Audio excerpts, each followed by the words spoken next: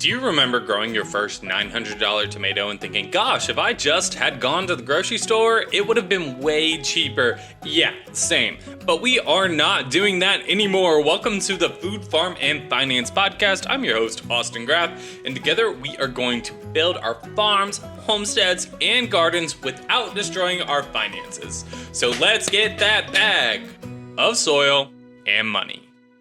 Welcome to the very first episode of the Food, Farm, and Finance Podcast. I'm your host, Austin Graff, founder of BuzzBlooms.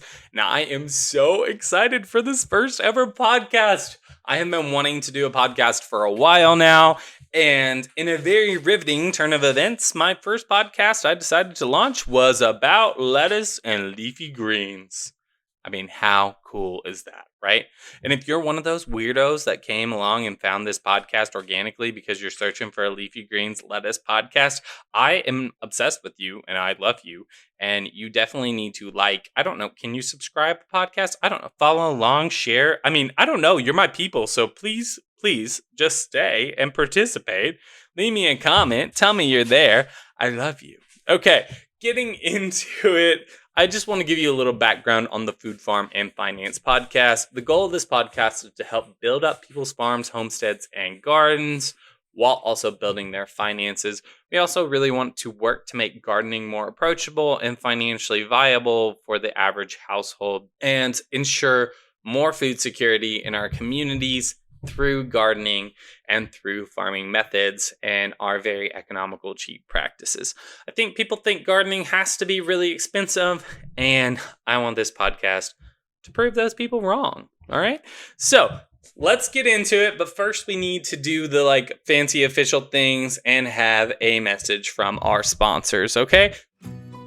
Today's sponsor is me, because this podcast is not cool enough or exciting enough yet to have a legitimate sponsor, but I do want to set up time for sponsorships and expectations for sponsorships so that I can keep this podcast completely free and all this information free for everyone to enjoy and learn from. So whenever I do get fancy enough to have a sponsor, I hope you'll support them so that you can support me and that we can keep doing this together week after week.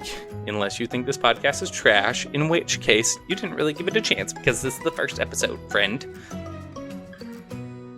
All right, let's get into leafy greens. I'm sorry, I did not mean to start singing. I'm just so excited.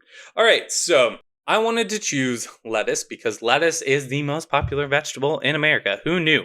And I pulled lots of stats and lots of numbers and lots of data so that we can talk about, is it healthier for your wallet to grow lettuce in your backyard or on your countertop? And is it healthier for the planet? And I mean, I'm going to give spoilers. The answer is yes and yes. But let's get into all the wins for your finances and all the wins for the environment. So let's just start off with the average American family consumption of leafy greens. So this includes lettuce, spinach, kale, things like that. So the USDA didn't have it broken down by different types of leafy greens. They just kind of lumped everything together. I'm not sure if that just means lettuce or if they count kale in its own bracket. I don't know, but let's assume that they're lumping it together. The average person is eating roughly 12.5 pounds of greens every single year. That means a family of four is putting down some greens, all right? That's a lot of greens for the family of four. That's about 50 pounds of lettuce.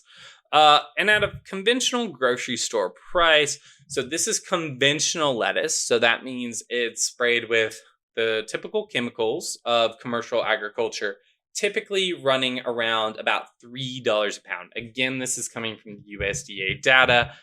It could be a lot higher in your area for sure. Just depends on where you're located.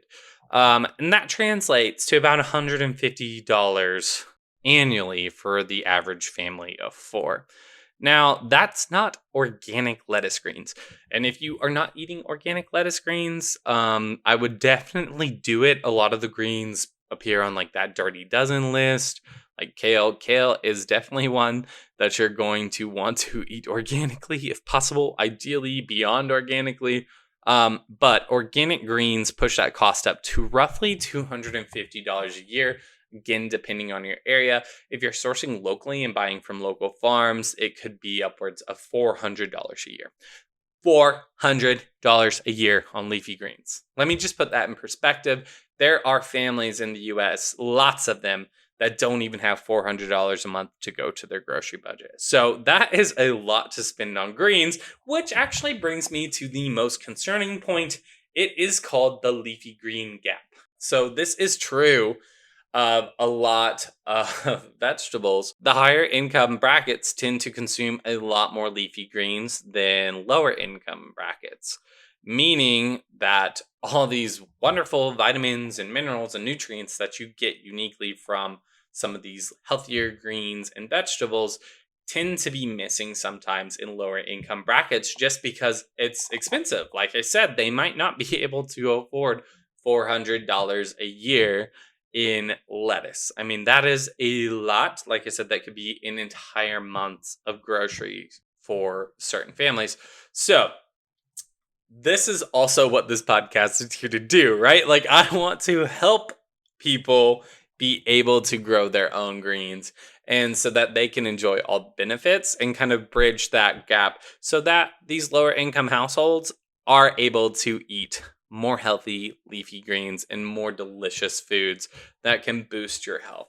So let's get into a little bit more data around where lettuce is produced and how it's coming to you. Okay. So this shocked me. And I kind of knew this, but when I really started digging into this, I was like, oh, no way. That's crazy. And a whopping 70% of lettuce consumed in the US comes from one big old area, and that is California and Arizona. So, if you do not live in California or Arizona and you're just buying conventional lettuce at the grocery store, odds are it is not anywhere close to you. If you're on the East Coast, you're absolutely hopeless. Like, you are so far away from where your lettuce is coming from that it's just crazy. And I think something that concerns me, and I'm not here to spread fear tactics, right? Like the goal of this is to educate and teach people and empower people. So I don't want to scare anybody, but something that I do think is concerning, and I find this with a lot of commercial agriculture, right? In this like lettuce bowl, if you have an outbreak in E. coli, this is how we're seeing these issues with like romaine that have surfaced in the past. I don't think we've had one in a little while, but you see that there's romaine lettuce distributed all over the country, and people are getting really, really sick. And it's because all of this lettuce is grown in the same area, which means if something's wrong with the lettuce, 70% of the lettuce in the US comes from the same space, which means 70% of the US lettuce is got something potentially wrong with it. So, this is maybe more of a reason to consider growing your own food a little bit, maybe just to help mitigate that potential risk and hopefully produce healthier food for your family. Now, let's talk about the environmental impact because this is big too. So with lettuce being way out there, I'm like I said, I'm on the East Coast, so that is a trek for me. You are adding 24 to 48 to maybe 3 days worth of travel to your lettuce, depending on where you're going, and all the emissions that come with it. And not only that, but the amount of plastic you are using. So depending on the size package of lettuce you're getting and the amount of lettuce that your family consumes in a year, your family could use anywhere between 50 and 200 plastic containers or bags for their lettuce consumption every single year. That is so much. And that is just going into landfills on top of all of that, all of those emissions getting the lettuce where you even are. So if you're buying and purchasing local lettuce from like a local farmer, you're maybe mitigating a bit of that transportation emissions, like that carbon footprint there. But more than likely, they're still packaging in plastic bags. So you're not really reducing that by buying from local farms. And hey, I'm all for supporting local farms. This is not to say don't support them. But this is to say, I think the best case scenario with leafy greens is to grow your own leafy greens. Okay. And you can literally have so much leafy greens in such a small footprint. and you can reduce these carbon emissions. You can reduce your plastic consumption. You can reduce the water waste that's associated with large scale lettuce farming, all by just growing a little bit of your own lettuce. Not to mention, reduce the amount you're spending on your groceries. So, this is the biggie. So, remember, you're spending, depending on your household and the way that you operate your household and your income bracket, you're spending between 150 upwards of $400 a year on your leafy greens. And it could not be cheaper to grow leafy greens. Literally anyone can do it. You can do it in a windowsill in your house. You can do it on a little patch of earth outside. You can do it in a raised bed, a little window planter, whatever you need to do. But if you buy a conventional container of lettuce for $3, that same $3, you could buy a seed packet of lettuce and probably grow that 12.5 pounds worth of lettuce that we were talking about right there with that one packet. Maybe even more. You can maybe grow even more because lettuce just grows and grows and grows and grows. That is what we're looking at. So even if you have to like pick up a little secondhand planter box and pick up a bag of potting mix, all in, maybe on the high side, you could spend about $30 for everything you would need to grow all of your lettuce needs for a family of 4 for a full year. And you could add in, you could definitely grow spinach, which you could easily blanch and freeze. So that would make sure you have greens that you could use all through the winter time. You could easily take out some chunks of frozen spinach, boop it into your pasta dishes, etc., making sure you get lots and lots of spinach. Here's me talking about healthy things and bringing up pasta, but hey, I like to eat, so don't fault me there. You could easily add in some kale plants, which in like my area can overwinter pretty well. So, of course, this depends on your growing zone, but there's pretty much a green that can grow for every single zone. There's heat tolerant greens, there's cold tolerant greens, and you can grow them indoors, you can grow them outdoors, you can grow them in planters. I even like to create cute little porch planters that I'll plant romaine lettuce in every single year, interplanted with flowers. And that is how I get a lot of my spring romaine lettuce, is just in these cute little porch planters that I've done up and decorated and made super duper cutesy, right? So I think this is definitely one of the most viable vegetables for anyone to grow. Truly, all you have to do is have a little bit of soil, sprinkle out some seeds, and keep watered regularly, and you will grow some truly amazing lettuce.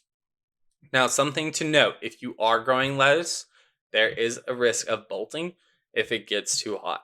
You can do a little bit of digging for bolt resistant lettuce varieties, but just know that lettuce likes to be in cooler temperatures a lot of times. That is a broad blanket statement. There's always an anomaly for everything, but you're going to probably have the most success with a lot of these crops in cooler weather seasons. So if you're trying to grow it in warmer weather, maybe bring it inside, or pick a shadier spot in the garden, or a more heat tolerant variety. But again, on the low end, if you're buying the worst quality lettuce you could buy for your family, that's $150 a year. So you're saving $120 a year. And not only that, but you are controlling the chemicals that you put on these plants, which means the lettuce value, like it can align with your personal values. For me, I do not spray my lettuce with absolutely anything. I like to interplant with nasturtiums and herbs, trying to keep a lot of the bugs off, but I do not spray my lettuce, and that is a choice. I want my lettuce to be beyond organic. It's something that we're going to eat directly, so I don't love spraying it. I just think that is not what I need for my body. It is a really great option, and you can get crazy. You can get experimental with some leafy greens. I just planted out some Mizuna. I think it's Mizuna, and this is a Japanese green, and I'm obsessed with this. It's like a crunchy green. I'm living for it, and it's been doing really, really well in the heat of Tennessee. So get crazy with it, and even doing that, you'll add a lot of fun to your diet for a relatively small amount. Now, I think the biggest thing is time commitment. People are always like, I don't have time to grow vegetables. I don't have time to grow vegetables. Well, listen up. I need you to hear this. The amount of time people spend watching TV every single day is staggering. And I love a good show. I will binge watch the crap out of something. I love a show. But the average person in the United States is spending 4 hours, 4 hours a day watching TV. What? What? Excuse me? Come again? You can maintain your lettuce for probably 5 minutes a day, maybe 15 minutes a week. Like, literally, it does not take any time to grow and maintain your lettuce.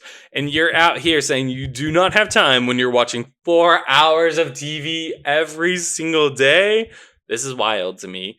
I understand Bridgerton is important, but what I need you to know is that your health and supporting your family is also important. So maybe consider cutting down on that binge watching and pick up a little bit more gardening time, which will boost that mental health and boost your physical health in so many amazing, amazing ways. So that is pretty much it for the leafy greens.